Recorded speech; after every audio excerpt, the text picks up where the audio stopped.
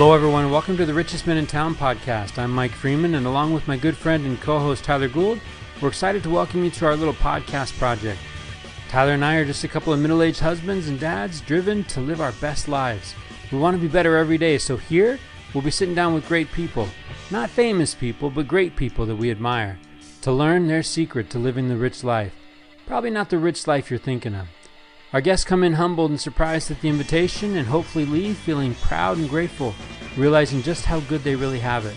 So pull up a chair, stay a while, and raise a glass with us as we toast our guests to the richest men in town. Mike Freeman, tonight we spent some time with a friend of yours who, I mean, there's all kinds of connections here. Why don't you explain what's going on to our listeners? Because tonight was a fun night. And I think Jordan brought some stuff tonight that was super powerful. And but man, there's a lot of connections in there. Yeah. So Jordan's an up and coming guy in my organization, and everywhere I'm going, I'm hearing about some of the things that he's sharing and the work that he's doing, lighting up people, right? And like inspiring people and lifting people up and helping families and helping kids that are struggling, right? Helping people with struggling kids. And so I start hearing these things, and it turns out, you know, when I hear the name, him and I go way back. I used to be an administrator when he was in high school. And so I'm curious. I get to know him a little bit. We lift up the hood and start talking a little bit about life. Turns out I'm in the presence of a rich man. Get on my show. Right. I love it, man. It was a good discussion night because I really like, you know, you talk about some of the things that Jordan's doing in your organization, but I think that the way Jordan talks about community and building community, he gets it, and he gets it. And I think that he's at the forefront of helping people build a better place. Right. And I really love that about him. I thought some of the things he said tonight were super impactful. What stands out to you from our time with Jordan? Well, I think that this idea of people getting it, like he's able to speak to people going through it because he's gone through it. Right. And I want to keep my powder dry. I don't want to let people in on exactly what him and his wife, Kaylin, have gone through, but it's heavy. Yeah. You know, but I think the one thing that came out, well, so many things, but one of the things that came out loud and clear was this idea that doing heavy things develops strength. Yeah. The heavy thing doesn't all of a sudden magically become light. In the process of doing these hard things in life, we develop strength through the weight that we're carrying, right? And I think that was just powerful. And too, like we're talking, it felt like a time machine, right? He's got 3, 5, 7. He's talking about all that comes with that. And I'm waxing nostalgic thinking about when my house used to have little kids in it. Yeah. Yeah. I mean, I love the season that he's in.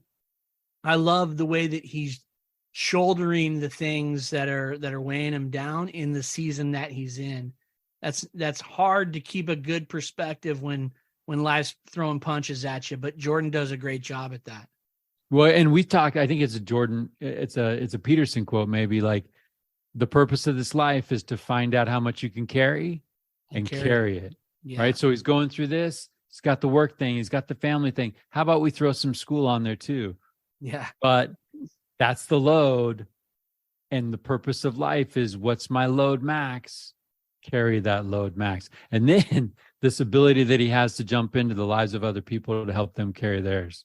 That's just cool. Yeah, I loved it. I appreciate you sharing and giving me the opportunity to share some time with Jordan tonight. Don't you feel like there's just more? There's more, man. There absolutely was, and we talked about that after we got off. There's more to that story, and it's exciting that we get to meet these people that have so much to offer, man. You got to get up here, man. You get up here, we connect, right? We get up here to Reading. We'll throw some people in a room. We'll have an event. Let's do it. Well, I think we've got on our calendar for June 10th of this year, right? June the Richest Men in Town's very first live event. It'll be up in Northern California. and details will be coming out on that. So we're excited about that. But listen, I don't want to take away from Jordan right now. We loved our time with them. For those of you that are going through some difficult things, take some notes from Jordan, take some notes about community and the power that's found there, and enjoy your time with Jordan Heberlein on The Richest Man in Town. One huge disconnect that I have in my life. Let me hear it. There's several. But the Nesquik powder is killer. I loved it. Yeah. You can stop by the Food Mart and you pick yourself up a Nesquik. No.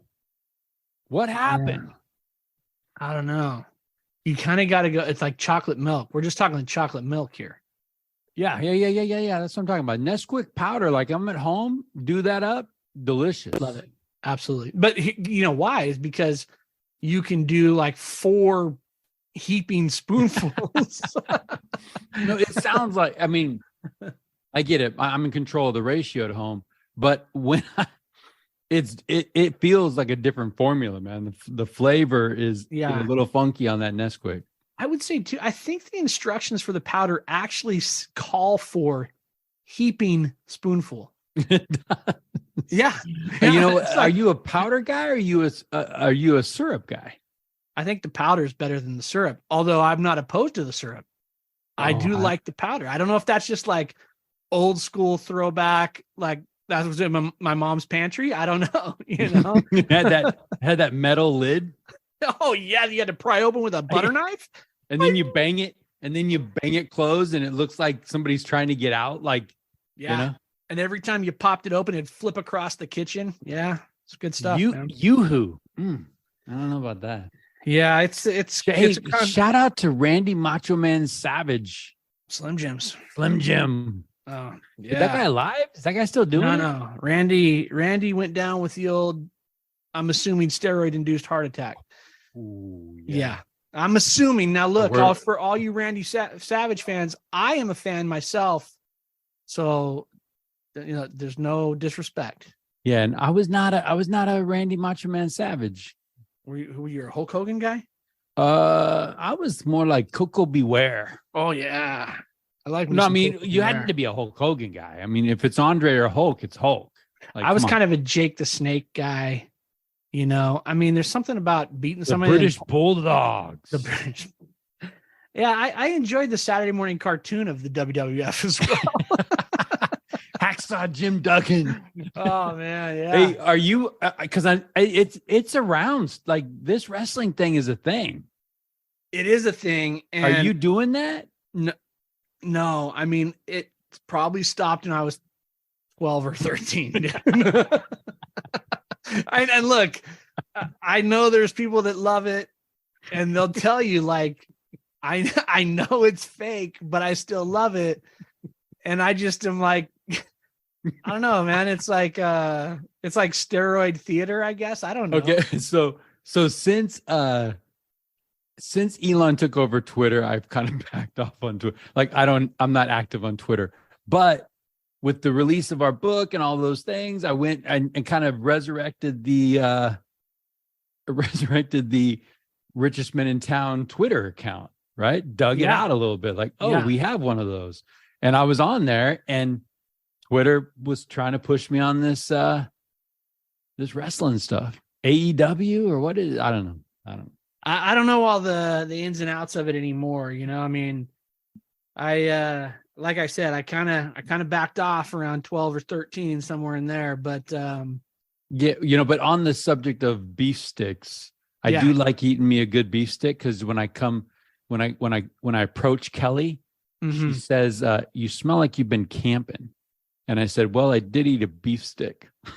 Interesting. So is that a compliment? Like, you smell like you've been camping? Or is that like a derogatory? It's like a woodsy guy, right? You smell like a woodsy guy. Like you could build me a fire right now. I don't think what she's saying is like... I did fix your toilet, so I am kind of manly right now. I don't think she's saying like, you smell like cedar.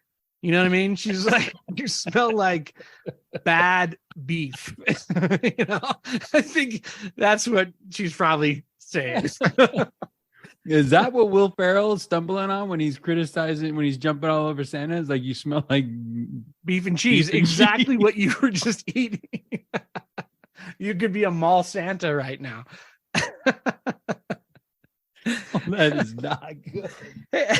I do have to bring up, because when fans of the show message us, we've said to ourselves off air, we've said we need to be better about sharing those things.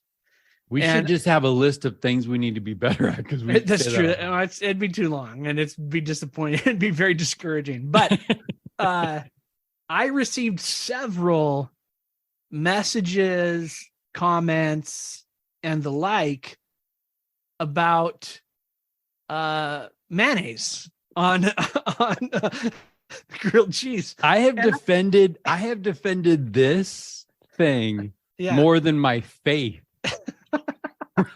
The last week, I have been defending the use of mayonnaise on the toasted side of the grilled cheese sandwich bread more than I've defended anything. I feel like I'm on the right side of history. You're not helping me. You're not helping. I'm not. I am leading the charge, maybe even. But I do want to just, shout out to the listeners that your voice has been heard. We are, while Mike is standing alone right now, know that the majority of the RMIT listeners. Okay, your wife is a grilled cheese connoisseur. What is the take of Miss Ricky Gould on this subject? Well, that's a good question, Mike Freeman, because as we've discussed before, my wife has never heard one word of this podcast. Right. Huh? I said, my wife has never heard one word of this podcast. So it's a mystery across the board. She thinks right now that I am out working a side job at like the Walmart distribution center or something. I don't even know, dude. Well, we're going to hang out. We're going to hang out soon. And here's the thing. Here's my dream. We're going to hang out. We're going to go to a restaurant. She's going to pull the, hey, give me your grilled cheese. See what you got. She's going to say it's the best thing ever. I'm going to say, chef, get the chef over here. Walk me through how you make that. And he's going to say mayonnaise, and you're going to be wrong. Okay. I'm open to being wrong. I did have somebody tell me, like, I'm totally cool, Mike, with you peeling away the mold on the cheese. I think that, look, I think that's the kind of conversation I'm getting in the grocery store, right? I'm in the grocery store. Someone's like, hey, Mike, how's it going? Cool episode. By the way, I totally am down with this or that. So, I agree. I think some of the hard hitting topics, they're sinking in. Obviously, this and the mayonnaise and the use of the bidet are two of the most messaged episodes. So, people are really concerned about the important things. And you haven't expanded on any of that, right? You have not gained a testimony of bidet life. I have not. No, especially I have not. I don't want to go back down that road because I feel like I've I put myself in a bad spot anyway with that last time around. So, but I have not. And again, I'm open to all things. I'm open to having my mind changed. So what? Hey, stuff's moving, right? Stuff has been moving. So last time, I think the last time I hung out with you, like, you've got some things that are coming down in the Gould family, like, soon. Yeah, like we're headed out to Utah this weekend, and my daughter got her mission call on Tuesday. She has told me that she has not looked at it, and she's waiting for our arrival to open it. So yeah, that's exciting. I mean, right, is that a Gould trait? Like, do the Goulds have this? Like, we know you're Danish, we know you love butter, but like, do you have this indomitable, like, self-control as well? Maybe that's a Wonderly thing. I don't know, man. I mean, gotcha. The Gould side is a little bit, we're a little impulsive, Because, it's like that marshmallow test with the kid looking at the marshmallow, and turns out everyone that passed that test turned out to be like future CEO material or something. How old were those kids taking that test? Oh, they were young. I'm thinking like 8 or 9. I mean, in all honesty, let's like. So here the experiment. The experiment is puts Yeah. it on a plate, puts the marshmallow. Oh, hold on 1 second, kid, and leaves the room. Yeah. And like watches. Says don't eat it. Don't eat. Oh yeah, back. don't eat that. We'll be right back. Yeah. And so the test is, does the kid eat it or not? And that determines something about the child. So they follow it up, right? Yeah. But let me ask you this, Mike Freeman, if you backtrack to your 9-year-old or 8-year-old self, in all honesty, what would you have done? Can you really think about that? Do you have an answer to that? Oh, it's easy, man. I would need a campfire, graham crackers, and chocolate for that marshmallow to be consumed. Oh, just because of the pure disgust of it all. Pure disgust. Okay, interesting. At that age, it could have been my favorite thing. I would have not have eaten it. I was too worried about the ramifications of getting in trouble by disobeying. That was my. If it was a Hostess product of any kind, it would have been gone. I've actually known the legend of Mike Freeman is such that at one point there was a box of donuts and I licked every donut and claimed them. Yeah, see, I was a late bloomer. I would have probably done that at 14 or 15, but at 8, not at all. I would have sat and stared at the treat. Okay, so check this out. Yeah. In follow-up studies, the researchers found that children who were able to wait longer for the preferred rewards tended to have better life outcomes as measured by things like SAT scores, educational attainment, BMI, and other measures. Interesting. If you could hold off on eating, you'd have better BMI? I hate the BMI, dude. I hate that thing. I mean, that's incredible. The BMI does not factor in heavy ankles. Let's just be real. I'm never going to be a good BMI score, you know? That's interesting, though. So you would have a higher educational attainment if you were able to withhold from. That's amazing to me. And remember, hold on. So the child was basically, if they didn't eat it, they had more reward coming. Okay. Yeah. So it's right? like hey, if you don't eat this, you got more. Yeah.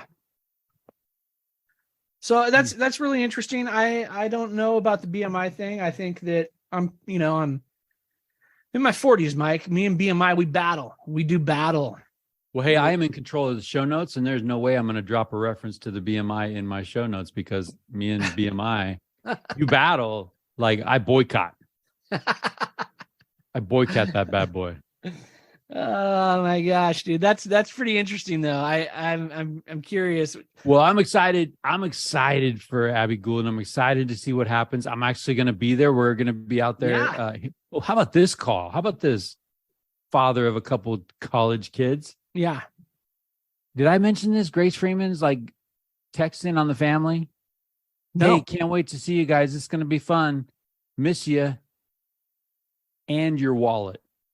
Oh, she actually said it. In a later text, she says, and your wallet. I'm down with it. Kelly Freeman. Did not appreciate. Did not appreciate it. Interesting. It was a little too honest, if there is such a thing. Yeah, I look, we were just out there last weekend and we're going back again this weekend, but we were out there last weekend. And oh man, 10, 15 years ago, somebody would have said, buy a condo out there. Probably would have been a good thing. Would have been a good thing. Would have been a smart move. But Ricky was out there for a week prior to me arriving. And, she did stock up everyone's refrigerators, fill gas tanks, yeah. And then, paid for every meal. Yeah. But which, hey, you know what? At this point, what you do. It's the price you pay to get to hang out with them, man. That's what you do. Yeah. So it's fun. And I'm excited because, I'm excited to be able to be out there for Abby, but it's cool that you guys are going to be there at the same time. And we're going to, just kind of so happened that it worked out and big moment. So good stuff. Yeah, that'll be fun. Well, hey, speaking of big moments, tonight we've got a big moment. I'm excited. We've got Jordan Heberlein joining the richest men in town. Jordan is actually a recent coworker. He joined my team at the Office of Education. He's doing some cool things with family engagement. Okay. And working with littles. But here's the thing. You start hanging out, you go on a couple road trips, you go on a couple conferences, this guy starts talking, and I got to come out and say, careful, you are working your way towards earning a guest spot on my podcast. And he's like, talk to me about the podcast. We put 2 and 2 together, and boom, he's in the waiting room. I am really interested in this conversation for a lot of reasons. Obviously, anytime that when you come to me and say, hey, we got to talk to this guy on the podcast, I'm all about it. I'm instantly curious because I trust your recommendation. But also I'm curious about the dynamic of boss to podcast. We got to break that wall down. We got to break it down so we can get some honest feedback in this room. That's that's all I'm saying. And he's going to be able to bring us a little younger perspective. All right. In a former life, I was assistant principal at a high school that he graduated from. So there's some of that too. Oh man, there's some baggage we got to unpack. There's some baggage to unpack. Let's kick this in. We good? Yeah, let's do it.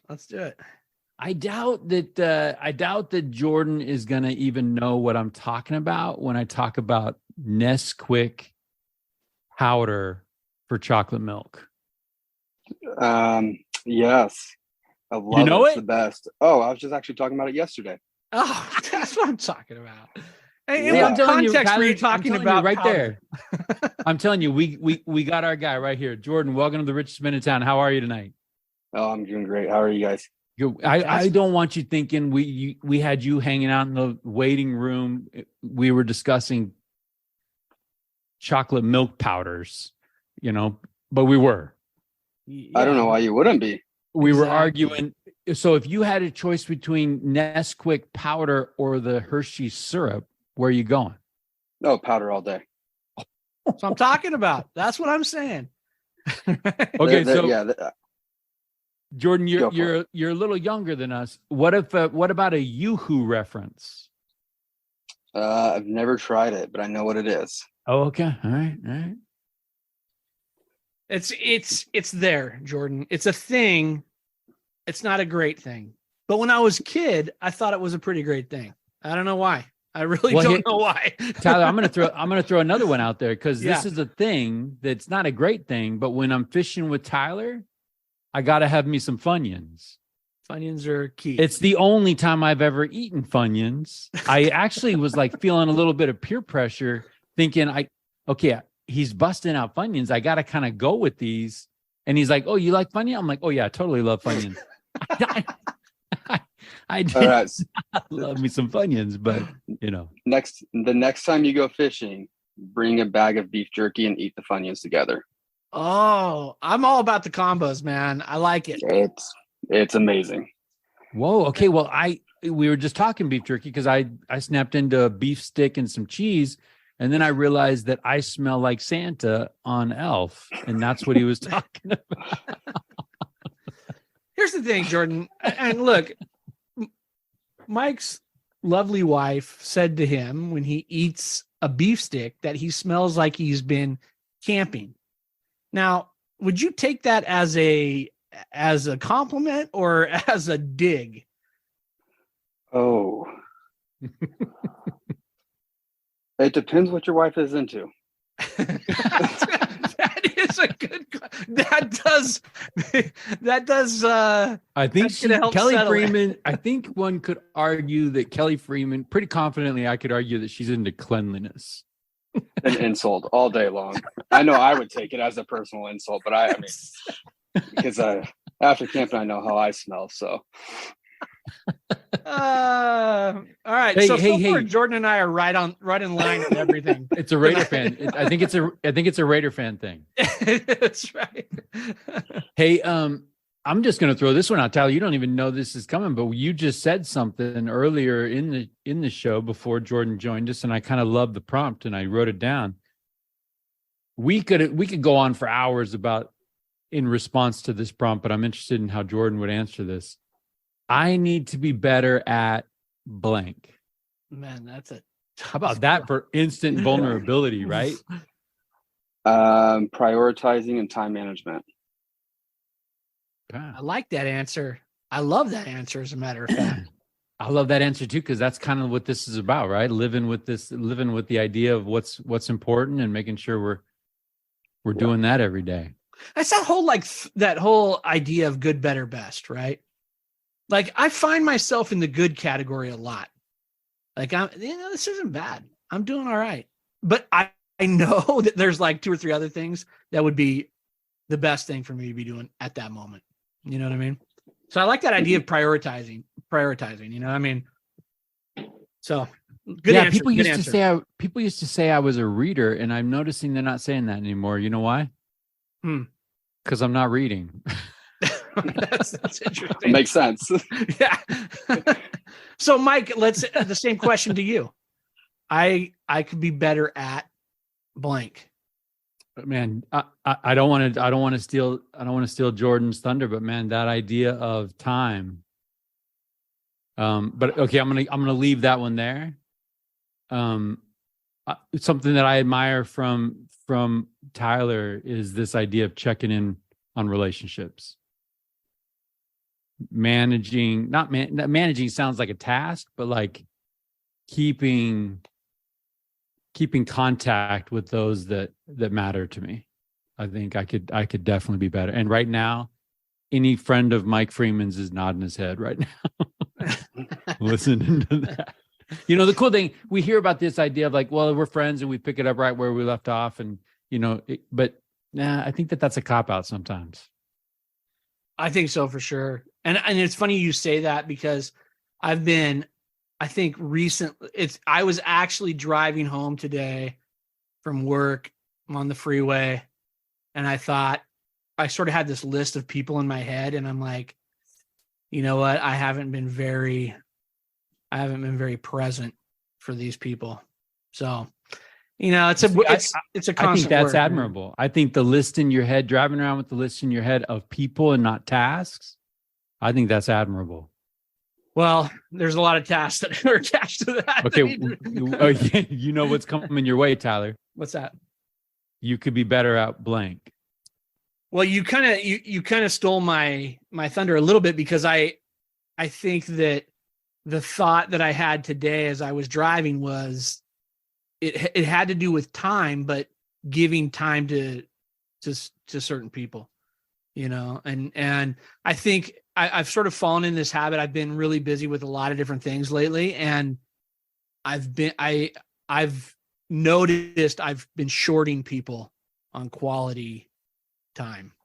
Right. So, and that's top down, like family to friends to, you know, just people that I know and care about. So. Well, that one time you were telling me Quinn came home and he brought his board and he said, "Let's go, Dad," and you went and dropped in and skated with him. That got me thinking, like, when's the last time I've done something just for the joy it brings me? Right? Yeah, you used to do these things. You used to fish. You used to golf. You used to do these things. Yeah. And then kids come, and then pretty soon you don't do those things anymore. And the kids are gone. Like, the kids are gone. If there was something that brought me joy, I saw some kids. I was walking up on a school today, and the kids were throwing around a football, and I'm like, that's one of my top 5 things to do. Yeah. Period. Yeah. Right. And I kind of wanted to jump in and play with them, but it was an alt-ed setting, and I didn't know how that would be received. So.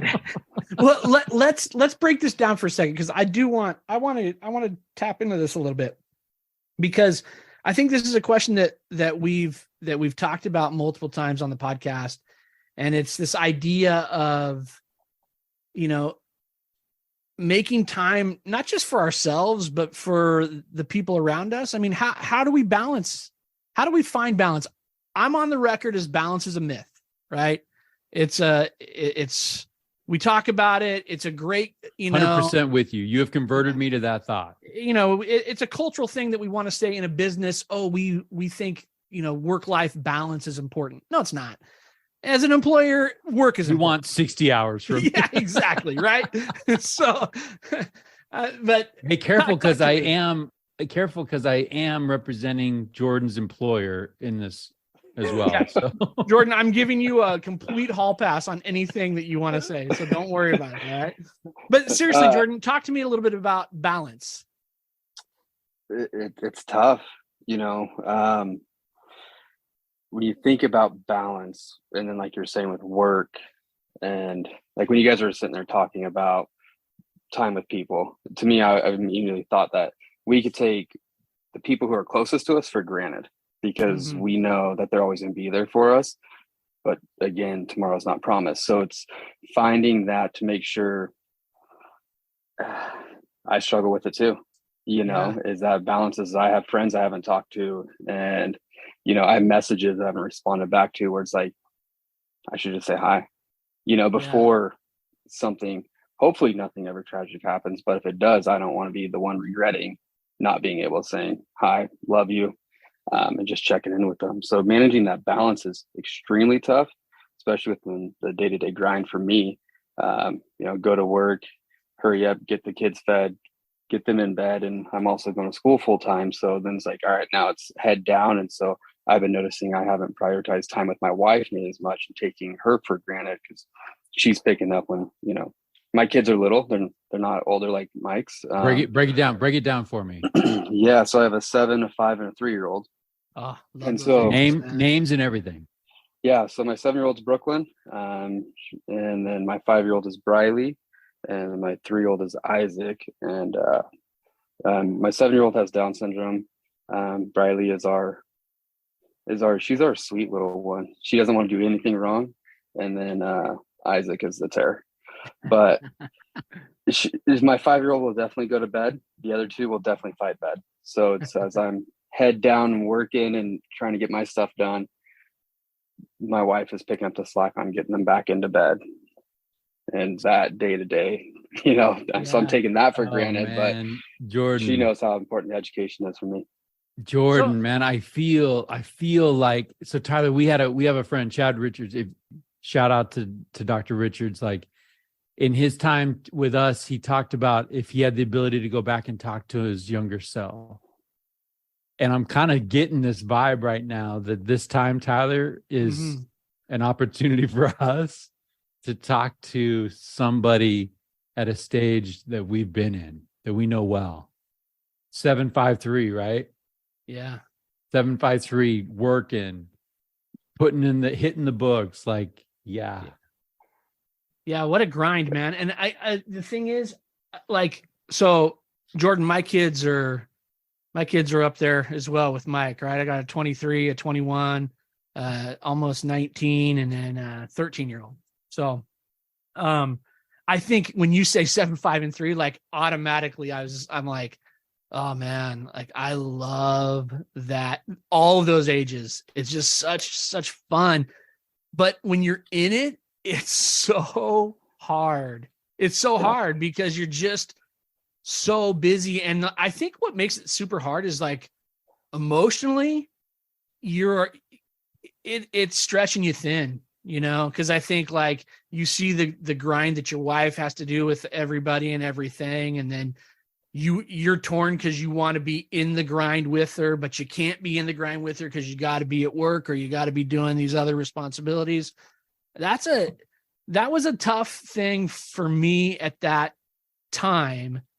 But, it's in hindsight, you put that behind you a little bit down the road, Mike, and you can talk to this too, but it's like, I look back and I'm like, man, if I could talk to my younger self, I would say, love every cry, every poopy diaper, every spilled bowl of spaghetti on the floor, love it all, because that's going to be those are going to be the moments that when you have that collage in your head, that's going to be it.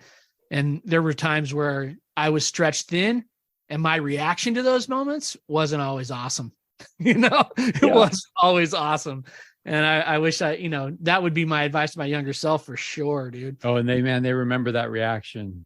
Yeah. Yeah. Right. They remember when dad was thin that time and he kind of lashed out or he did some, not excellent. Yeah. I definitely haven't had my best moments. Right. I think we all can agree to that. And the one thing I've tried to really just learn from is when I have those moments is that they're going to learn from how I come back from that moment. So I show my vulnerability. I apologize if I'm out of line and I explain why, to show them that it's okay to also make mistakes and to be wrong. And I don't know everything. I'm still learning how to be the best dad that I possibly can be and best husband to my wife, which is it's all learning every day. They didn't give us a manual when we walked out of the hospital with either one of them, you know? And the thing is, I think when Tyler says it's a grind, that is a badge of honor because we love the grind. Amen. I mean, like the grind we talk about, we've learned, and I would tell anybody willing to listen, younger than me in a different situation, is that grind can sharpen. Yeah. Right. If you lean in, it can sharpen. If you come at it with the wrong angle, it can grind you down to nothing. Right. But if you lean into those experiences, you can actually come out with all of those dreams that you want. Better husband, better father, right? Better employee, better friend. Yep. But if we don't, or if we don't acknowledge what life wants to do and how life wants to shape us, and we buck it'll kick back and it'll hurt. Yep. That's the one thing that, like, with my daughter who has Down syndrome, Brooklynn, I mean, she's our world, right? But it was getting the diagnosis and going through that process. And I watch a lot of relationships where the marriages or couples, they'll go away from each other rather than lean into each other in times of stress. And when they're facing adversity, they tend to lash at each other because, again, it goes back to that, you take for granted the close relationship you have. And my wife and I, we actually leaned into each other. There was moments where, when she needed the support, I was there. When I needed it, she was there. I mean, I remember breaking down in the parking garage in UC Davis because there's nothing I can do to help my daughter. She's in the NICU. She's in there for 6 weeks and then had heart surgery. And there's just like, as a dad, it's like you want to fix, but you can't. You just have to trust the doctors and, take it day by day. And it's just like, I've been through a lot in my life, but those moments were the hardest because that's my kid. That's my baby that's in there. I can't do anything. I'm falling to the ground crying and she's picking me up. And I'll always remember that because that really shaped our relationship of being there for each other, being there and we're in it together. We're not in it as two separate individuals. Yet we are two separate individuals and who are grieving differently and, going through processing all the information differently, which is awesome. But at the end of the day, we're together and we're making those decisions together to do surgery, to, it sucks signing that paperwork. Holy crap. When you start reading some of that stuff online, nope. Well, when you fall down like that, right? When she's seen all your cards. Yep. Right. At that point, you are low, you are broken, and there's no faking in front of her ever again. Right. And that's beautiful, right? That's powerful because walls are down. Mm-hmm. I'm curious, Jordan, you mentioned, when we were talking about just being a parent, you said, there's no manual for this, and 100%, right? We don't have the manual, but we go through stuff. And I think that there's an ability after we've been through some stuff or down a road a ways that we can turn around and tell people where to avoid the potholes and the missteps, right, on the road. There's a lot of couples that probably can relate to your experience that you just talked about, maybe not in the exact same way, but a trial that tests the bounds or the strength of a marriage or a relationship. What would you say, with the benefit of a little bit of hindsight what would you say to a couple that is getting ready to step on that road and go through those hard things? What advice would you give to them? First, for that in particular, like if they're having a child with Down syndrome, I'd say get connected with somebody who's been down that road. That's been a big blessing for me. But really is to process all of your feelings, process the grief. As individuals, it sounds bad if you're grieving that you've had a child with a disability or going to have a child with a disability, but understanding those feelings and letting them feel makes you more present in the moment. For my wife and I's relationship, we really focus and know that each one of us processes differently. So we're going to go through, my wife is I'm going to find every last detail. I'm going to, plan for the worst and hope for the best, where I am all butterflies and rainbows. And I'm like, oh, everything's going to be fine. We're not going to have any issues. And then usually her plan is what we, but, and sometimes it's mine, but, just knowing that it's okay to be at different places within processes. Knowing if, with my wife, if she's looking at and digging in and, planning for the worst, but hoping for the best, and I'm butterflies and rainbows, that's okay for her to do. And she understands that's okay for me to do. We're all in our own place at different times, and we'll get there together. So there's a lot there. Yeah. A lot here, Tyler. I don't know how you want to unpack this. So what's your wife's name? My wife's name's Caitlin. Okay. So Caitlin, so paint me a picture. Can you just walk me through that news of your daughter's diagnosis? Yeah. So we went and got the So this is your first kid? First kid. Yeah. We're all excited. And we went and got the sonogram done. And our doctor called us and like, hey, the nuchal fold on the back of the neck is measuring a little thick. So we're going to send you down for further testing. So at that point, my wife was like, she has Down syndrome. This is what's happening. And she knew. She was like, this is it. It's going to be a girl. Like at that moment, she knew. And I'm like, no, butterflies and rainbows. And so we go down to UC Davis Medical Center and to do some processing, and they want to test the amniotic fluid, which they take a long needle and go through the stomach to get into the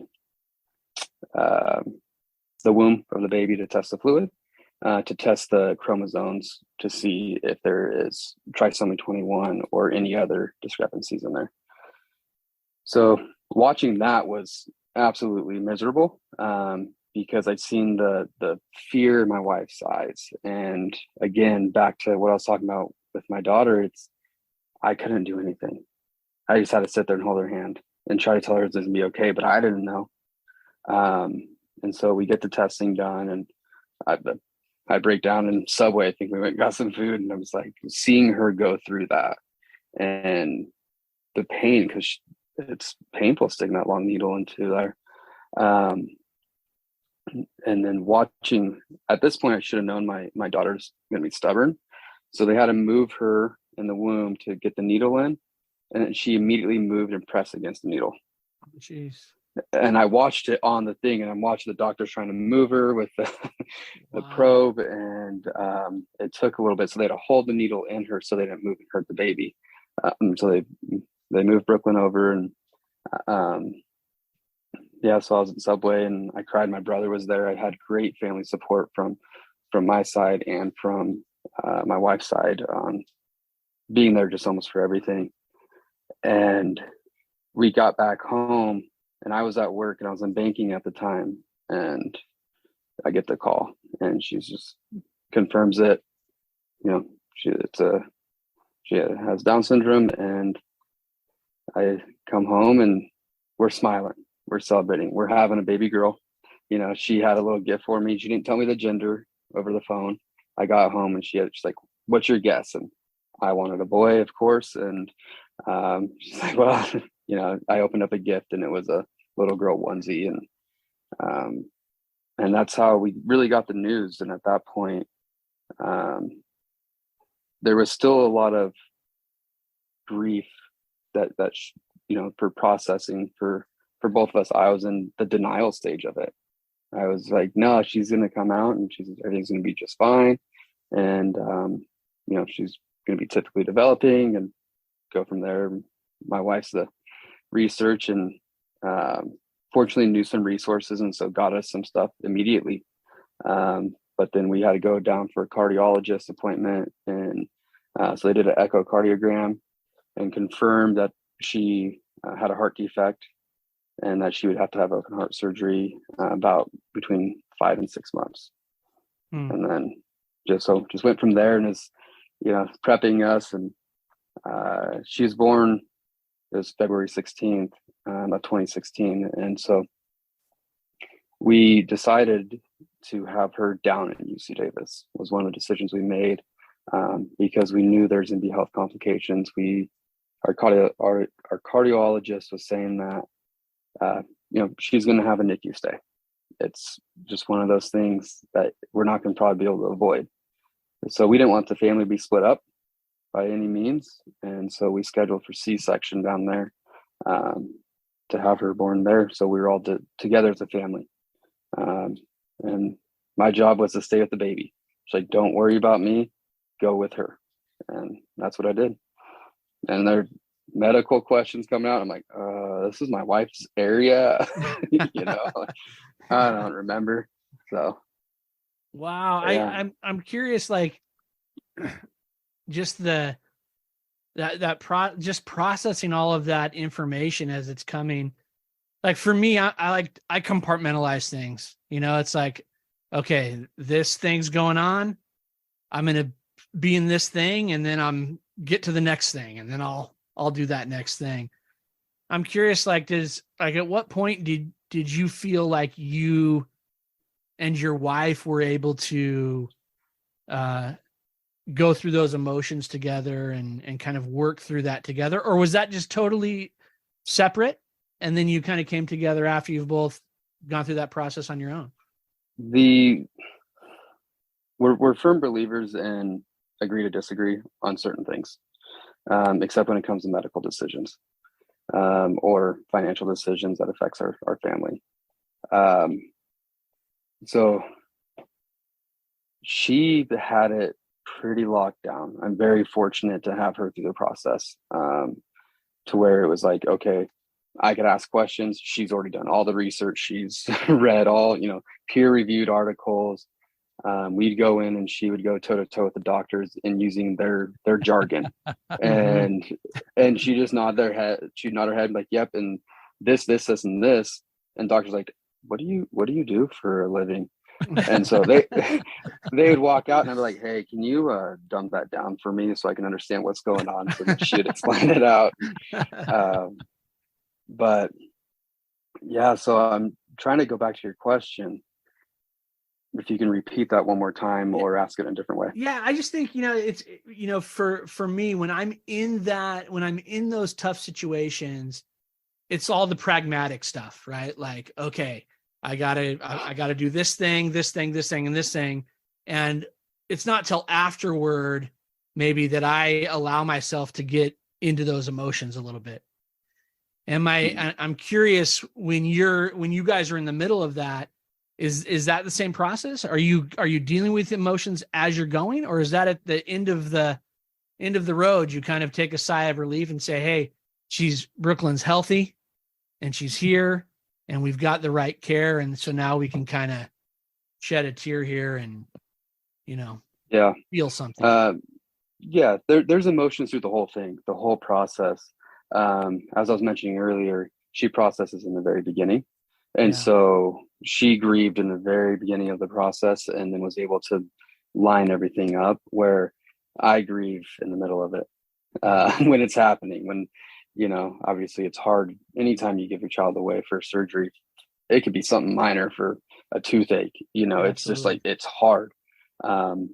So there's still some grieving there, but that's when I did most of my grieving was during those moments, because it's no kid should have to face that. Yeah. You know, I don't wish any parent to have their kid go through surgery. It's not fun. Yeah. You know, and Jordan, I usually at this point in the program, this is where we tell the other co-host why we love our guest, right?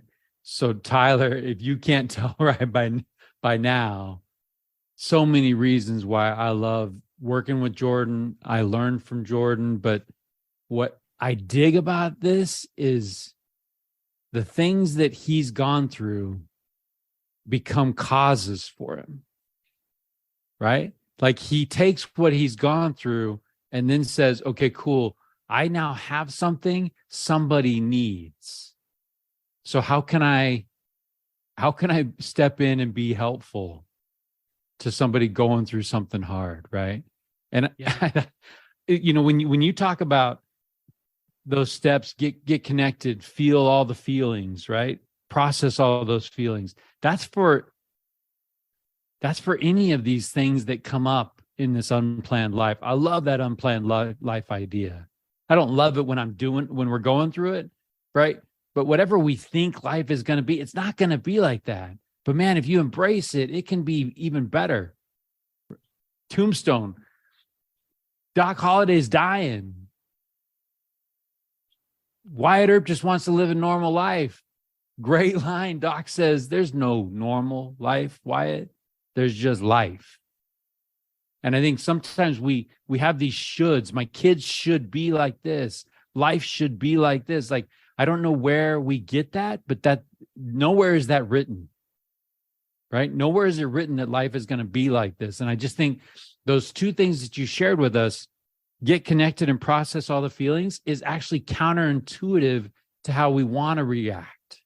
mm-hmm. We want to cut off. We want to isolate. We want to close the door. No visitors. And we want to think about anything but the thing that's hurting us. And we don't want to process all those feelings. So I love what you shared. And then this idea too, when you said, I've gone through some hard things, right? And these things have been preparing. I love that idea of like, yeah, I'm talking right now about my firstborn and this thing, and this is a heavy thing, but I've gone through some things. and I dig that. So I appreciate you, Jordan, because I know right now you're helping families going through it right now. Yeah. Right. Yeah, I've seen that. And I've heard you talking to people, helping kids going through stuff. Mm-hmm. And I think that's really important, because, you know, the other way is to just say, oh yeah, man, I've been through that. That part sucks. Good luck. And there's people that do that. I think there's a couple things that work here. One is, you know, this idea of you know, butterflies and rainbows, or right, unicorn and rainbows. You know, as a Raider fan, if I can. Yeah. Right. Yeah, go for it. We are eternal optimists, right? We are eternal optimists, Jordan. We have to be. Oh, so I think you've been prepped for a lot of years on how to get through some tough things, right? Yeah. So there's that. Man. But all joking aside, one of the things I really love that you talked about, you said, you know, get connected with people.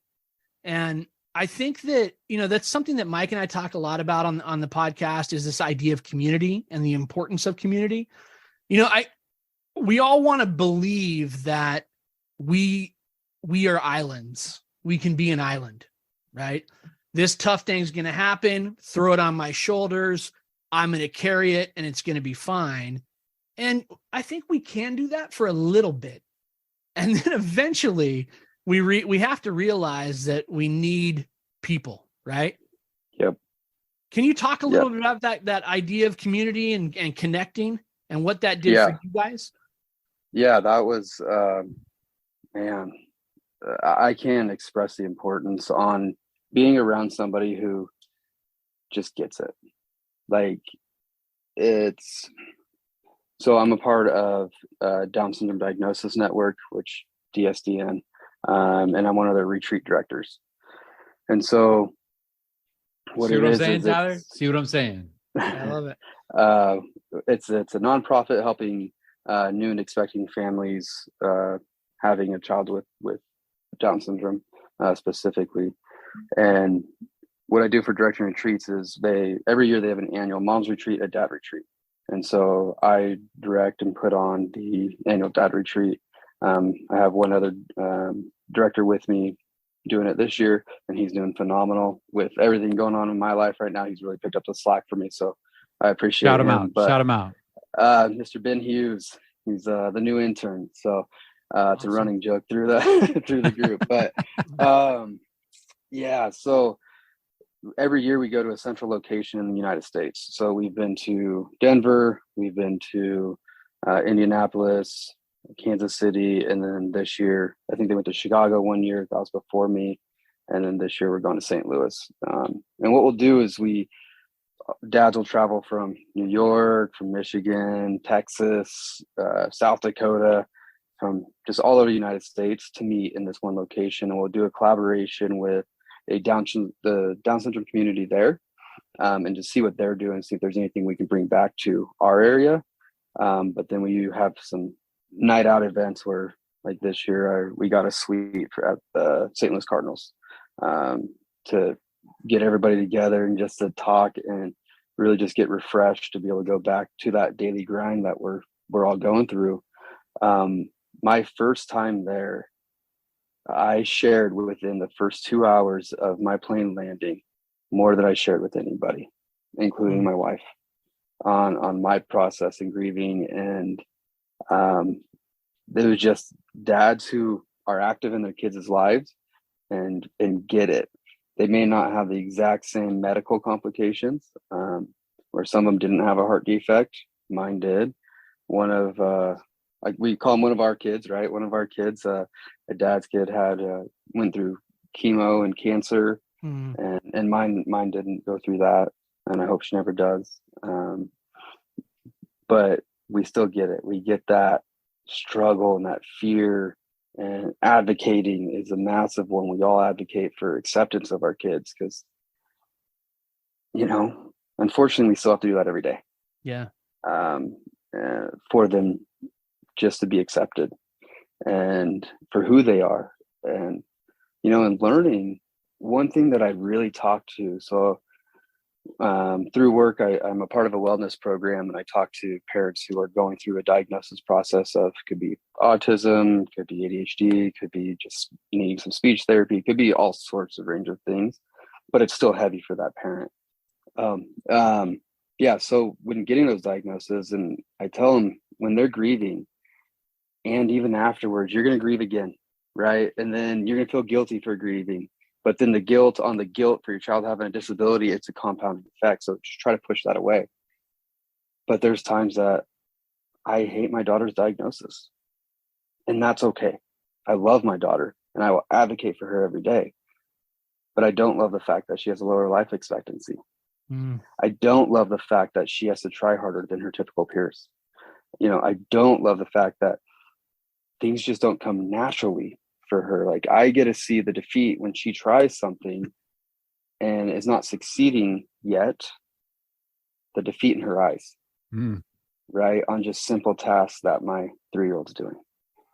And those things are hard. And there's times I hate that, right? I love my daughter, and I will advocate for anybody with a disability, with Down syndrome specifically. And I mean, it has pushed me to start advocating for everybody, down to gender, down to race, down to whatever needs to be accepted. I'm going to learn about it. I may not ever understand in their shoes what it's like, especially be like a person of color or a person who has a disability, but I can educate myself to help advocate for them. And so, is there a website or some that we can connect our listeners to that network? We'd love to be able to give that information to those that could benefit from that.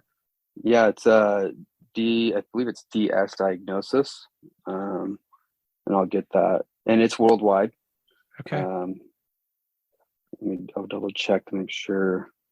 I know I just put you on the spot on it, but Yes. again, we can edit, and we want to make sure we include this in our show notes too. Yeah, we can go research that. But that model, right? We talk about that community of guys coming together and green light to share, right? Green light to let people in. Man, Jordan, you broke my heart when you talk about seeing the defeat in her eyes, because that's probably daily, right? I think we've all seen our kid defeated, Tyler, but like to see it every day.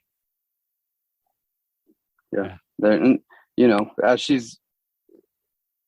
tell parents kind of like what you guys were telling me earlier. It's like, enjoy every one of these moments.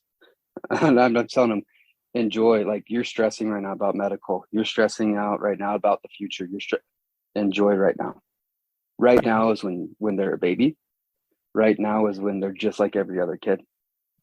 Yeah. And when you get older, you start seeing those differences. When I pick up my daughter from preschool and I can see on the playground that she's playing by herself and nobody else plays with her, you know, and it's as a dad, I want to go out there and play with her. Right. Yeah. And I want to bring all the other kids over and just be like, it's okay. But the kids, I don't blame the kids. I don't blame the parents. It's just when you don't understand something, you tend to pull away a little bit and exclude yourself from that or from being in an uncomfortable situation.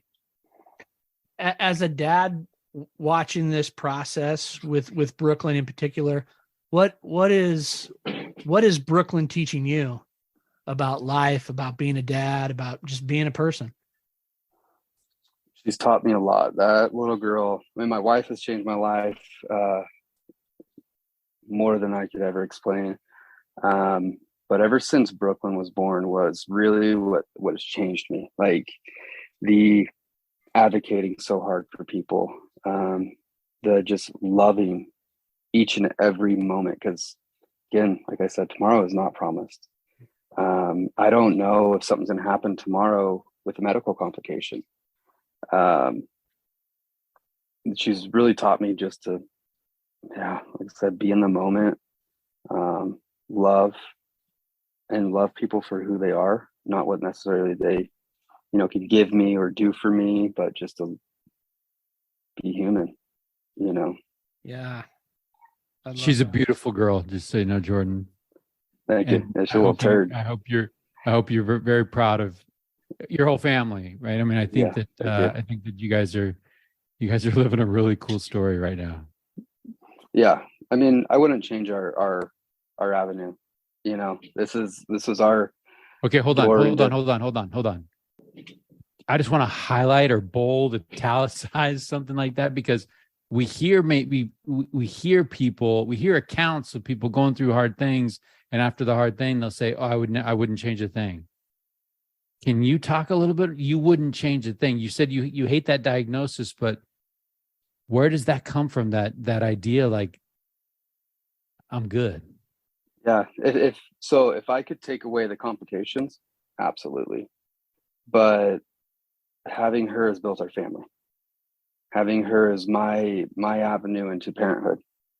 And, you know, I always say I'm fortunate to have her first because I didn't have nothing to compare to as a dad. And I have friends who had him last, and it's hard for them. They're like, why aren't they doing this yet? But she has also been able to provide my kids to be more, you know, empathetic to others, and allow people to be people, and allow kids to be kids, and just love. You know, my 5-year-old and my 3-year-old both will go over and try to wait on her hand and foot, and I'm like, stop. Like, your job's to be a kid, you know. But they love her and they want to help her. And Brooklynn is, like I said, she's stubborn, and she's a lot like me, where she's a work smart, not hard. So if somebody's gonna do it for her, she's gonna let them. You know. So but yeah, so to answer the question, Mike, it would definitely be she shaped our life, and I wouldn't be who I am today if I didn't have her. I wouldn't have achieved what I've achieved today without her pushing me there. It's interesting, Mike. It reminds me of our friend Mark Mendenhall, who said, "I love my outcome." Right? You go through these difficult things, and and it's just trial. Will I survive it? Can I make it? Is it going to work? And at the end, you look back and be like, oh, I love the outcome. Yeah. And that's kind of miraculous, really, right? I think that's a miracle, and that's a cool thing. So what a blessing. Yeah, Tyler, I don't know if you caught this, but I want to go there. Jordan, we've had all kinds of compliments with people on the program recognizing and honoring their spouse, right? Their wives. You said she changed your life. Mm-hmm. Can we talk a little bit about Caitlin? Maybe back up. How did you guys meet? Yeah. What's your story? Oh, that's a fun story. Yeah, we actually used to work with each other. So when I first met her, I was 20, turning 21. And so she's 2 years younger than me. And we worked at a department store, and she worked in the electronics section, and I sold appliances. And, we talked, and then we kind of went our separate ways from there.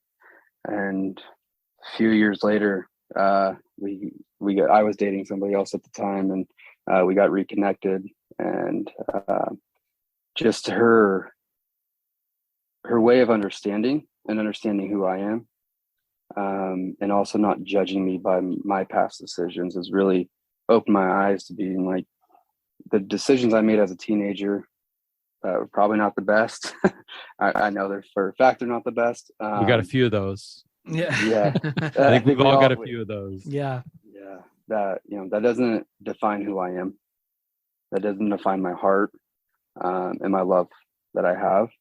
And I mean, when I talk about advocating, Brooklynn has helped that, but Caitlin has solidified that. Caitlin has been the staple to that, so I can understand and I can educate myself. And if I don't want to get on this agenda, but she talks about being privileged. The first time she told me I was privileged, I was like, shut up. I've been through so much. Don't ever say that again. I've worked hard to be where I'm at today. And she's like, I'm not saying you haven't. She's like, but there's things you haven't had to face just because of who you are. She's like, you grew up without a dad. She's like, I had a dad. She's like, that's a privilege that I have had over you. She's like, but you're also a male. And you're privileged to be a male over a female. You don't have to worry about the day in and day out stuff. So the way she's able to break things down for me to understand is absolutely amazing, because she is extremely educated and I am not educated. I'm getting there, right? But she has patience, and she just will. It was when first time she said privilege, about 2 months later, I finally got it. And it wasn't in front of her, it was with somebody else, and we got into a debate, and I said, it's because you're privileged. And I was like, what just happened? And I text my wife immediately, and she's like, I told you. She's like, welcome over here. So yeah. And she is just unconditional love. I mean, and I feel it, and I know there's nothing that I can't go to her for. Was there a moment, right? When we talk about hinge moments in one of the premises of the show, was there a moment where you thought, I got to hitch my wagon to Caitlin? Like I got to have her in my life. This isn't just a girlfriend. This isn't just a dating thing. Like, I'm going to spend every day with her. Yeah. It happened fairly quick. Well, you're a rainbow guy. I think it was you're a rainbow, yeah, right? You're rainbow unicorns, right? Hey, man, eternal optimist, man. Optimist, right? That's I right. got this. Yeah. Let's see, I'm going back 10 years now. 10 years, Tyler. Hey, that's a good stretch. That's a good stretch, man. Good stretch. Yeah. Good stretch, young grasshopper. Yeah, it's like the opening first quarter lap, so that's good. Yeah, it's I think I knew. Well, if it makes you feel any better, she knew before you. Look, yeah, for sure. Jordan, I think Mike's question is unfair. Okay. I think it's unfair. because I mean, look, I'm the editor, Jordan. We're gonna clean this up. Don't worry about it. All right. So, no, but I think it's interesting though, because as you're sitting here thinking this through, Jordan, I'm thinking about my own, right? My own relationship with my wife, and I'm not explosions and fireworks were going off, and I knew at this one moment. Honestly, I think that over time, as we were together, it was just like, you just knew. I just knew, like, this is the person who makes me better. I'm a better person when I'm around her. I enjoy my time more when I'm with this person. And that was that. I know, Mike, you're a love at first sight. I'm a zing guy. You're a zing guy. I'm a long-term guy. I'm a Raider fan, man. We're optimists, but we have to look down the road a little bit, Yeah. Well, it was just for accepting me. If I had given an answer, she just accepted me for who I was and saw the better in me than I saw in myself. Amen. And like, even down to like the simplest things, I had roommates and I love them. And they're still really good friends of mine. They always say, don't move in with your friends because it ruins relationships, but we're still really close. They're like brothers to me. But I was walking upstairs, my roommate, I won't say his name, he had ferrets and they smell terribly. And I just walked by musky. The room. Yeah. And I said, hold your breath. Like beef and cheese, baby. And she went into my room, which was, I thought was clean, but it was absolutely destroyed. And, never. Didn't bat an eye. Didn't bat an eye. She was there. Any waking moment, she's there. And I love that idea that true love conquers all things, including ferrets, right? And a dirty room. You know what I mean? Like, I love that idea. Yeah. But she can see, right? She can see. She can see that this is right now. This is where Jordan's at right now, but this is not Jordan. And I like that idea of connecting with someone, right? We're all three married to someone who I think we would all make an argument that they made us better, right? Mm-hmm. And I love the idea of, because I feel like with my wife, for example, she had an idea of what I could be before I had an idea what I could be. You know what I mean? Does that make sense? I mean, I thought I had some things figured out, but then when I was with her, I realized that, man, there's a whole nother level I gotta get to, and so I love that idea, So Jordan, you talked a little bit about you talked about her willingness to maybe look past some things, right? Look past past and mistakes and choices. I just want to throw this out there. So I shared this quote with Tyler pre-show, like this was today. Jonathan Anderson, director of the Good News Rescue Mission, was at the juvenile hall facility today, and he shared a message with the kids. This is what he said. We talked today with the kids about owning our past and present situations so we can rewrite our stories today and become the person we desire to be. Our environments and situations in life don't define us. It's how we tell our story in those moments that dictates who we become. I see hope and incredible futures in so many of those kids. What are your thoughts as you hear what Jonathan shared with those kids? He's right on. Spot on, right? He's spot on. I've been to juvie talking to kids and, sharing my life with them and being vulnerable with them and being like, hey, like, I see you, but this doesn't define who you are. Like, we have all make decisions, good, bad, or ugly. But we can come out through it on the other side, no matter what happens. There's a thing that my wife and I live by is we make the best decision we can with the information we have. And if we do that, and we do that together, on the other side, no matter what the results are, we can't be mad at our decision. We can mourn it if it's bad, but with the information you had at the time, that was the best decision. Yeah. Yeah. And with these kids, it's, we can start talking about all sorts of stuff, because I've been there. I've wanted that acceptance. I've wanted that community. It's like, I understand why gangs are even gangs. I may not agree with what they do, but there's kids who don't have family at home. They don't have the security of food. They don't have the security of shelter.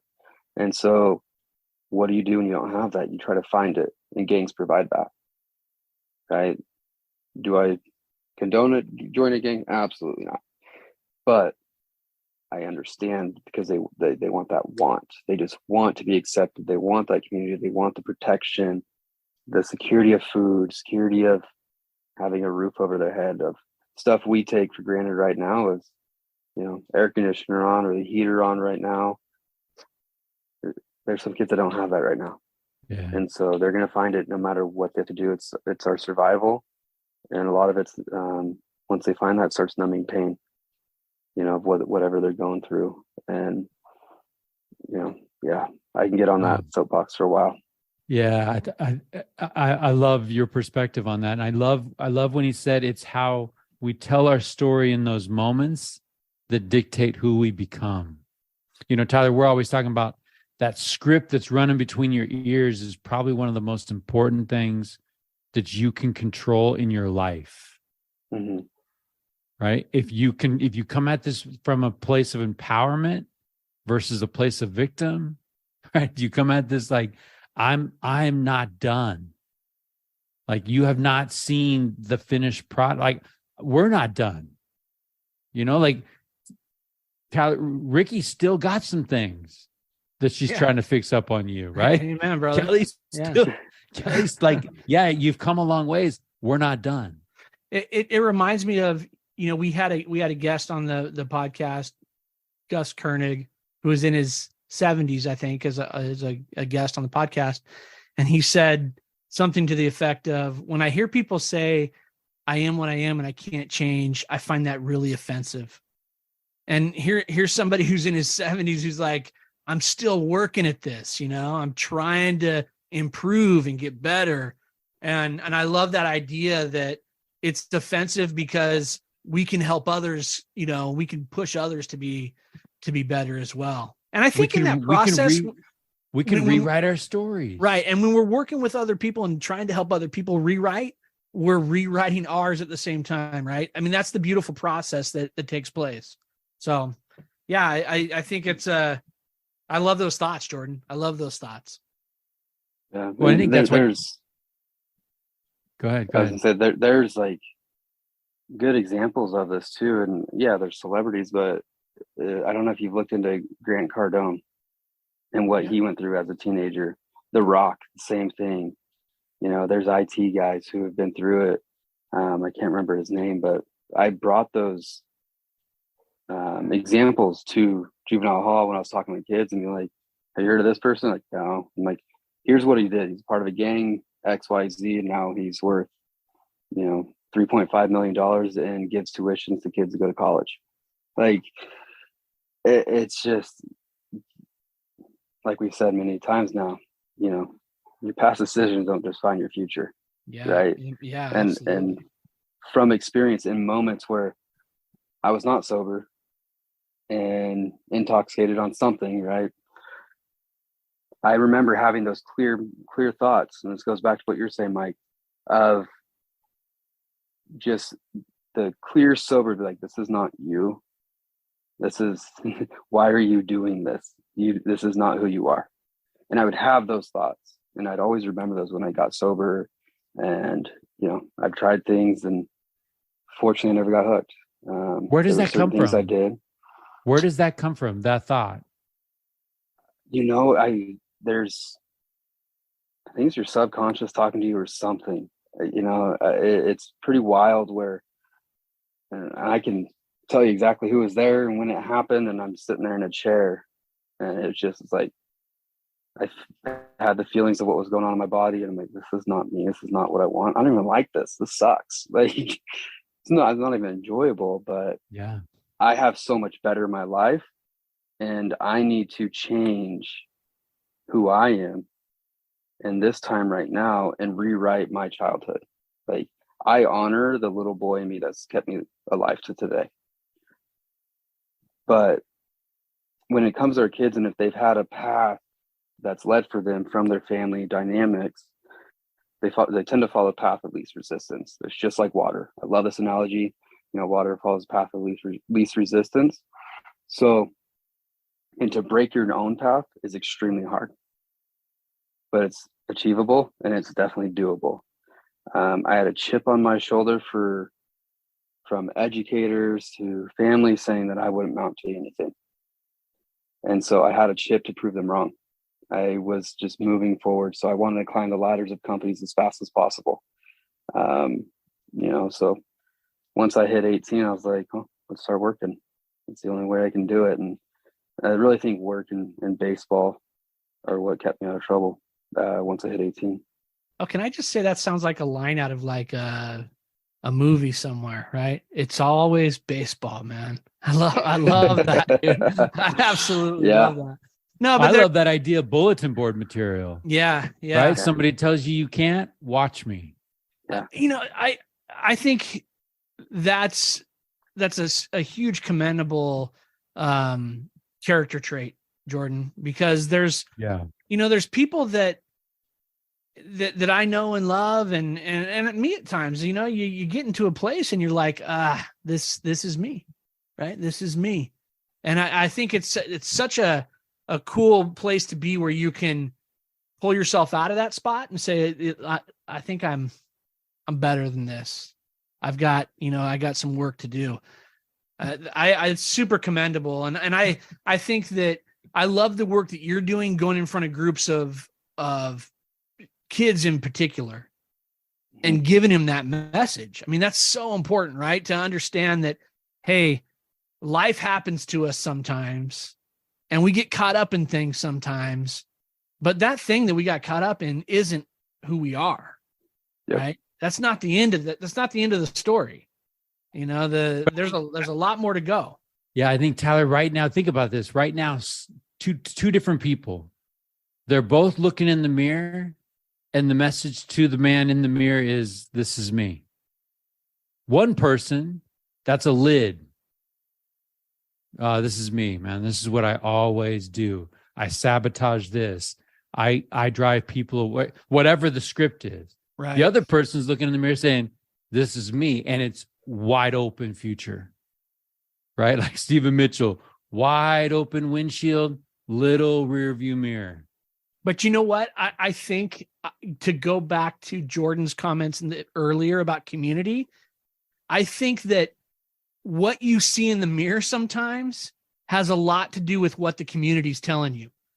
Do you know what I mean? Like when you're surrounding yourself 100%. with people, right? You look in the mirror and you go, oh man, I was a knucklehead today, but there's a lot of people that are in my corner. You know what I mean? Or Jordan meets Caitlin and the script gets rewritten. Exactly. Yeah. And so I just think, to highlight that point of community and putting the right people around us, allows us to rise to a different level. And again, I think that the work that you're doing, Jordan, by sharing those messages of just believing in people that are, expressing that, look, I believe that you can get out of this and change your circumstances. And I've done this to a certain degree. I mean, that's a powerful thing. Okay. But can we play the scene in the movie? Like, Jordan, are you ever tempted to get in your car and go talk to that teacher and be like, check this out? Right. Remember me? I would love to. I would love to. There's a couple of them that I'd love to, and there's a couple of them that I really want to just go hug and say thank you. Let's feed that one. Let's talk about that. You want to honor those folks. Who are some of those folks that helped along the way? I had Miss Sublett, and she's my 8th grade teacher, and then I had Miss Statham, and she's my 5th grade teacher. And both of them, I always felt like I wasn't smart with the other kids, and but they saw me as a kid. They saw me as a human and understood who I was and helped me through classes and curriculum. If I didn't understand it, they would explain it in a way that I could, and just had grace. And with both those teachers, I made honor roll, and that was like the highlight for me, was making me honor roll, to go up there with the other smart kids that I wasn't, and being able to, I would love to go just give them a hug and say thank you, because I don't think they understand the impact they made on my life. Oh man, you got to do that. Well, we talk about that all the Man. time, right? These people Yeah. changing lives and they don't even know what they're doing on a daily basis. They're just Well, living. That's the cool thing about Well, life, man. That's kind of goes to what Mike was saying about the lid, and this is something I heard Steve Harvey say, and I use it as an analogy to present to educators on remembering our why. And it's, if you take a flea and put it in a jar, it's going to jump and hit its head on the lid and keep going up and down, and it's going to finally lower itself down to where it's not hitting its head anymore. Put another flea in there, same thing's going to happen. Now, if those fleas have babies and starts creating that community, they're only going to jump as high as that lid. Yeah. And it's our job, like if you're within that community, you're only going to go as high as your lid. But if somebody can take that lid off, then everything else changes. You're able to be who you are and grow and jump higher and run faster, whatever you want to do, because somebody gave you that opportunity. Yeah. I love that teachers along the way saw you, and now you were just saying, you go to those kids that are struggling, and one of the first things you tell them is, I see you. Mm-hmm. Yep. That's got a little bit of Hollywood in it, right? That feeling of like, yeah, I'm going to do what somebody has done to help me. Right? I'm going to be an instrument, and I'm going to get in front of some kids and say, no, you're not fooling me. I know who you are. You don't know who you are. Let's go. I love it. It's in my heart. I mean, shoot, I think I've been wanting to help at-risk youth since I was like 15. And, I was like, I'm not going to school. I'm not going to do this. And, here I am.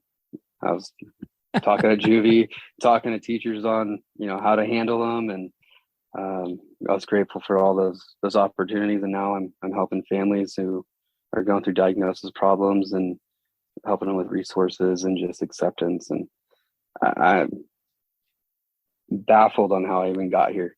It's fun. That's so cool, when this invitation comes out to be on a podcast called Richest Men in Town, like what goes through your mind? Excited, a little nervous, kind of if anybody knows me from my past, and be like, what is he doing?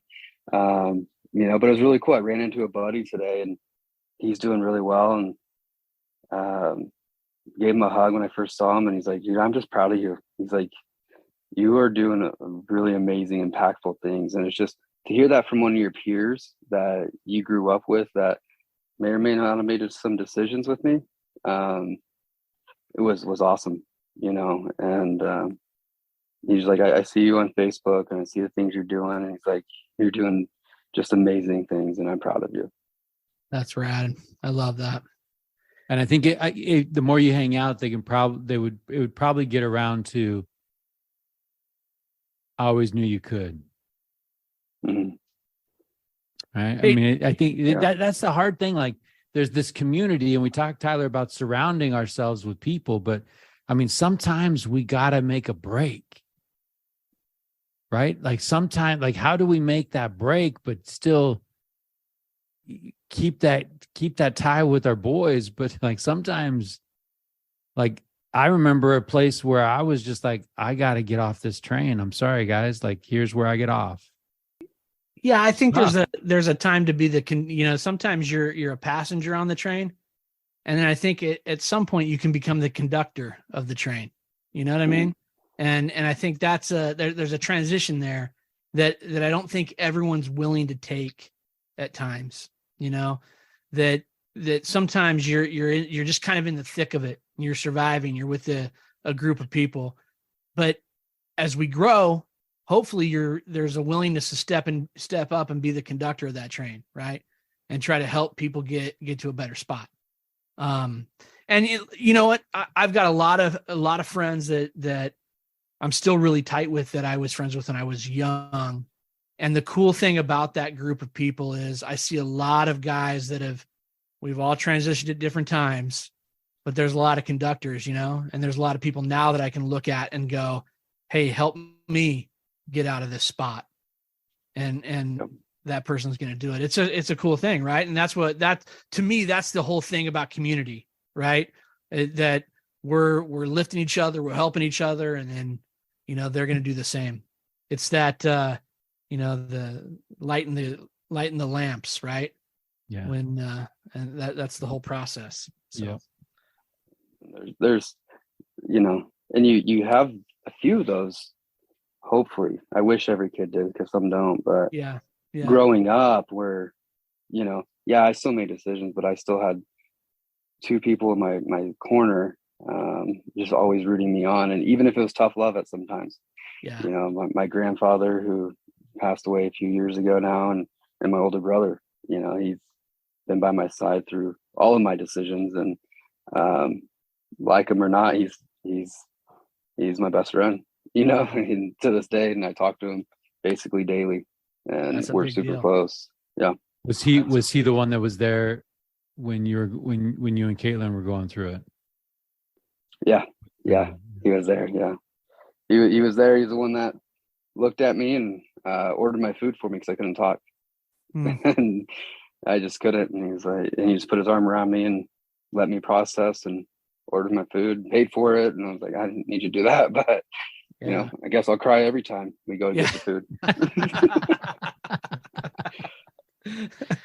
Hey, Jordan, people, I think tonight and the time that we've spent together, I think we could agree that there's really no avoiding difficult things in life. Right. And everybody's dealing with something.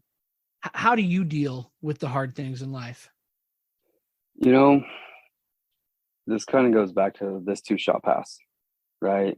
So what can we learn from that in the moment?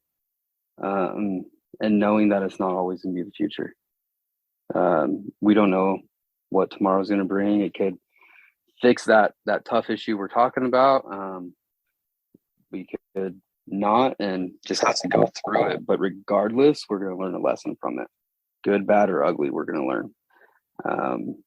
And then you can learn from that to the future. So hopefully, if you're in that situation, you may have, another tool in your pocket you can pull out. Yeah. I think that's a great message, because so many times, when we have guests on, we talk about that hypothetical. It's not even a hypothetical situation, Jordan. Your words will land in someone's ear, and they're dealing. And there's a lot of people that want to quit. Mm-hmm. The load's heavy, and they don't know that they're right on the cusp of something amazing, and they just want to stop. They want to stop striving. I mean, sometimes they want to stop living. Yep. And I think it's just important for people to hear what you just said. Right? Yeah. Just too shall pass. I think we're all, for good and bad, right? I think we're all one decision away from being homeless, and we're one decision away from greatness. And it's right there. So yeah, those tough times, they do pass. When I talk to these parents who are going through it right now, it's I present on a certain night of the week about our journey, and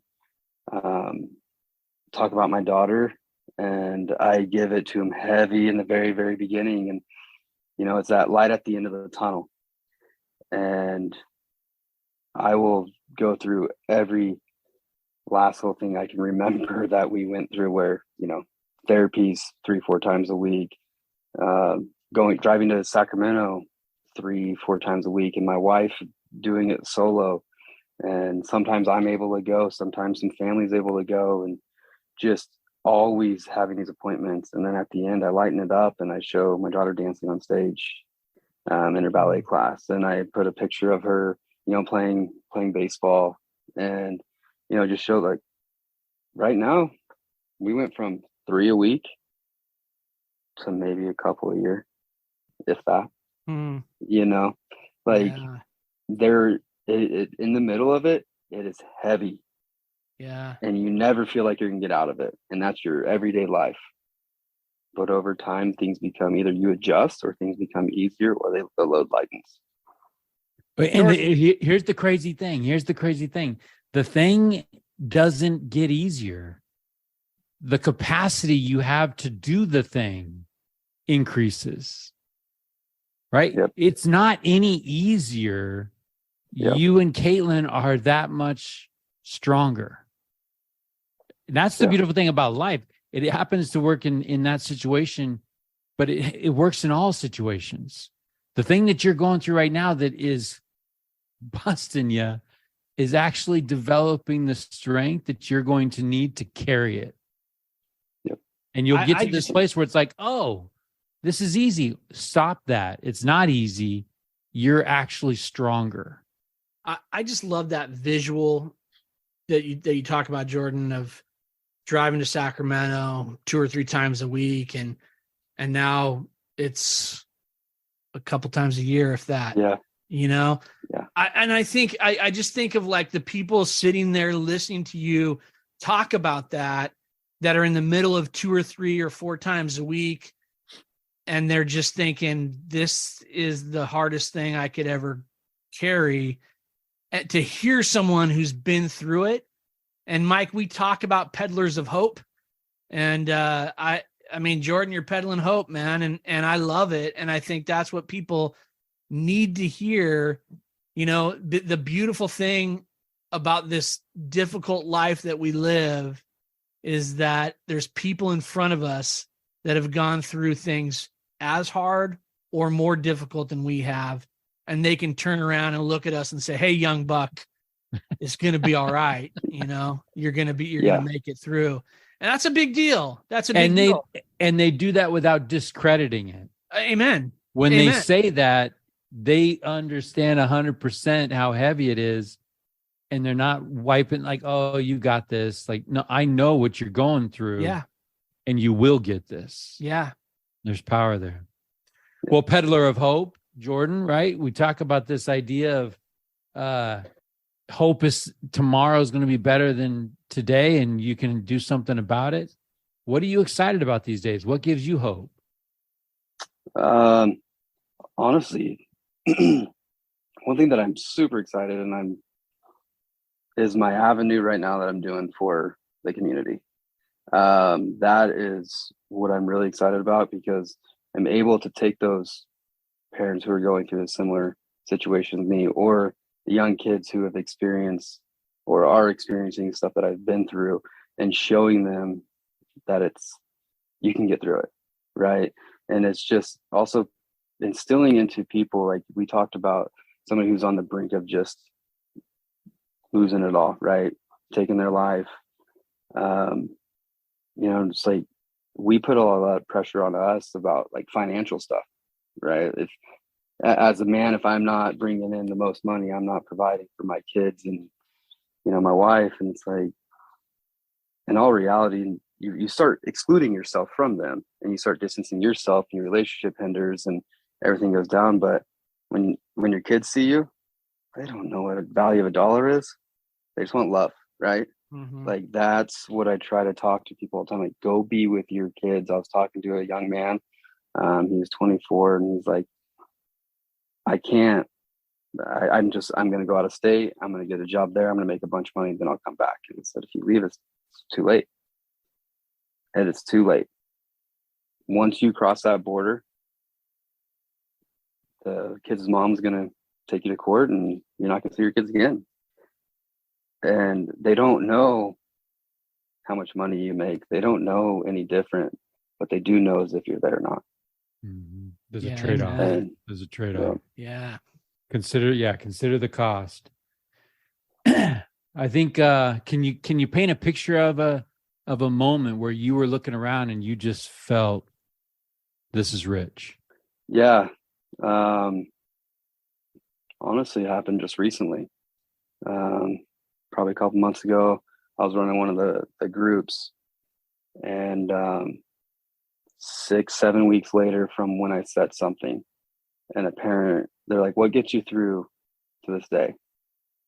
And it was the question that went around. And she was like, she said it was what Jordan said.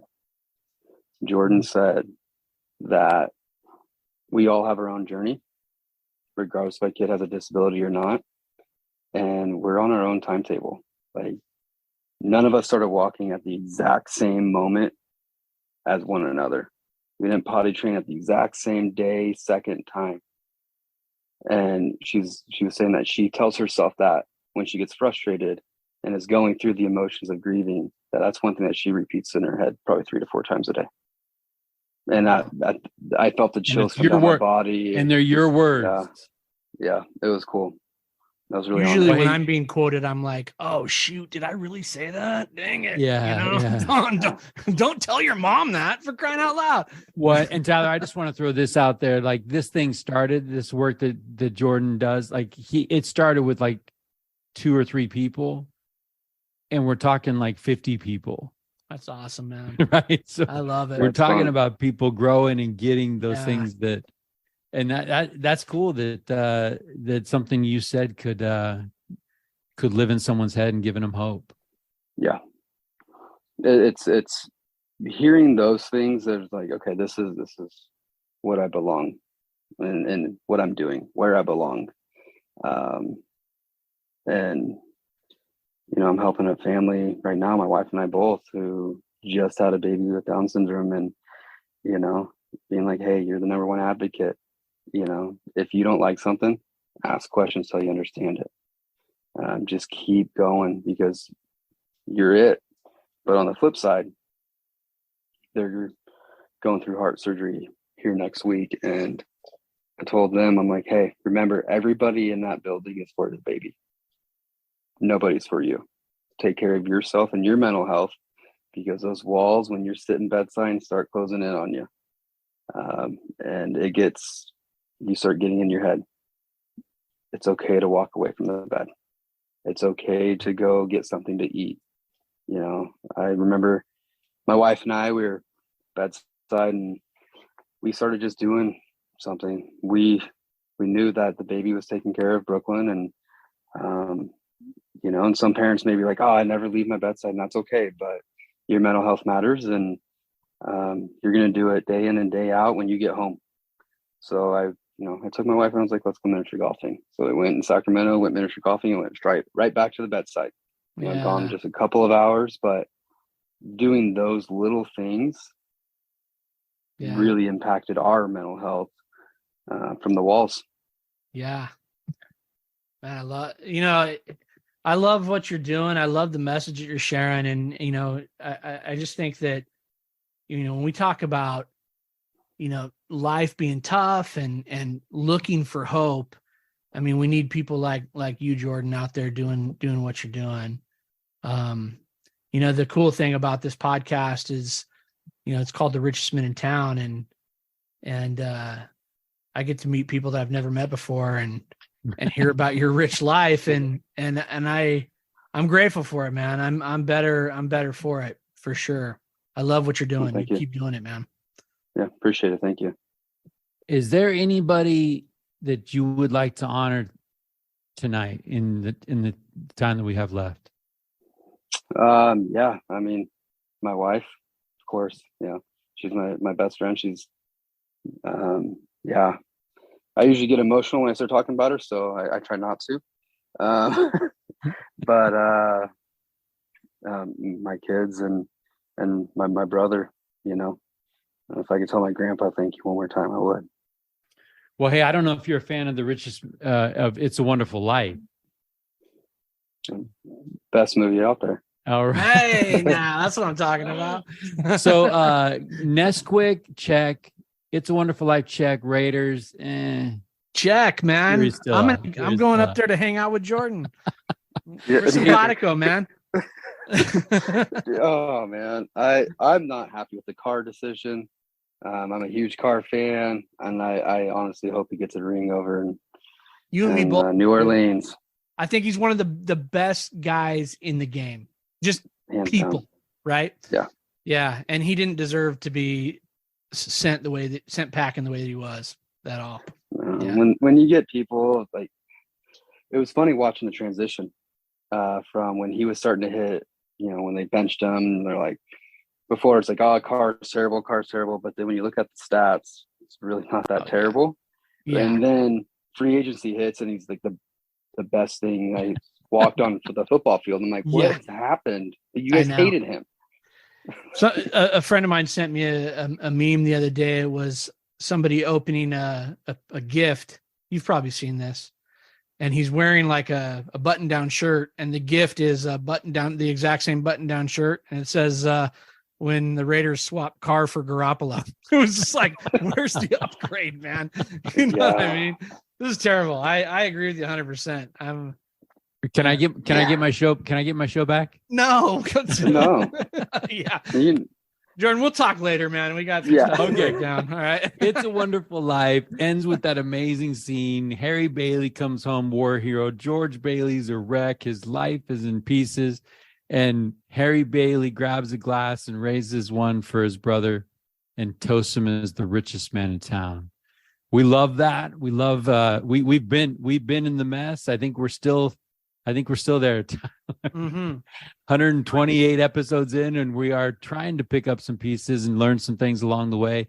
But we love that sentiment. We love that idea that we can be rich in the mess.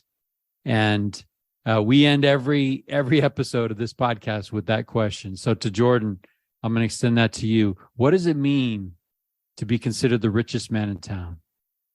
For me, it's not materialistic, right? Just like the movie shows. For me, it's just to have just genuine and unconditional love within your house, regardless if you have a huge house or if it's small and you're making it work. It's having, when I walk through that door, hearing my kids yell "Daddy." It's my wife greeting me with a hug and a kiss.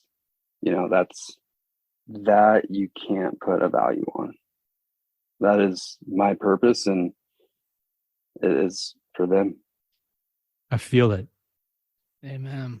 Like as an empty nester, that one hits a little harder than usual. I love all of our guest answers to that question, but you can imagine 127 episodes in, we've heard a lot of those answers, and I think Jordan's hits me right in the heart. Right, like coming home to that daddy. Yeah. Right, coming home to that hero's welcome. Just throw in a dog, and you've got everything. Yep. Right. You got that. You got that Norman Rockwell picture of rich life. Well, I love the rich life that you've let us in on today, Jordan, and I'm I'm grateful to know you. I'm grateful to spend some time with you, man. It's been a lot of fun. I love what you're doing for the community, and I love what you're doing for the community of those parents that have that are dealing with the same thing that you and Caitlin dealt with. Keep doing what you're doing, man. The world needs more people like Jordan in it, and I'm grateful to know you. Well, I can't believe I'm about to say this as a Cubs fan, but I would love to be a fly on the wall in that suite in St. Louis when you're doing that dad's retreat, because that's some solid work. Yeah, man. Right. Yeah. That's I'm born to do this work, and those dudes are going to appreciate you. Yeah, me and Ben. Really been. I mean, we got some tricks up our sleeves though. Coming out for these dads that they don't know that we're gonna do. So we got some coming pretty cool after them. Yeah, I love it. I was trying to get Pujols to show up because you got the Pujols Foundation there. Oh, but yeah, that's right. Anybody. So Yeah, that's right. He's all right. He's all right. Come on now. Just average. I mean, he's failed more times than he succeeded, right? There you go. That's the thing in baseball. It's you can fail more than you succeed and be a Hall of Famer. You're a Hall of Famer, man. You did it 33% of the time, and you're That's why. That's Tyler, it's like you said. That's why there's something about baseball. There's something about baseball, man. Nothing Life builds lessons. character like baseball. Yeah. I mean, Well, look, hey, Jordan, we thank got you post so show much. coming up, so we'll What's talk about that later. So, Jordan, thank you so much. We appreciate you. Thank the family, right? Because I know that a couple hours away is is a little different in your house. So we want to thank Caitlin and the kids for sacrificing some dad time. Thank you so much for letting us in a little bit on the life that you're living.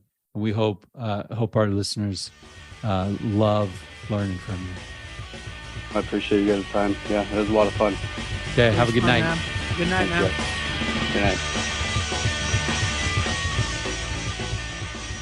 Good idea, Ernie. A toast to my big brother George, the richest man in town.